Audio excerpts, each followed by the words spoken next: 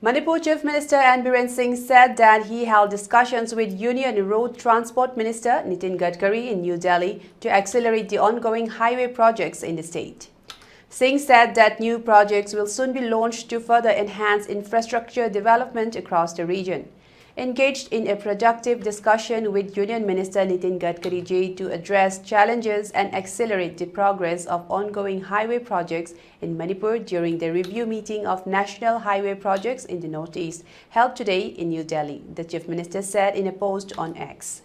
The Sub-Divisional Magistrate SDM of Jiribam has issued a directive for the eviction of all structures and buildings situated within the right-of-way ROW along National Highway 37. This order comes after a mandate from the Deputy Commissioner of Jiribam, who has authorized the clearance of land to enable the highway's development. The authorities had previously issued public notices on May 13, 2024 and October 14, 2024 informing the landowners about the acquisition of the stretch of land for highway expansion.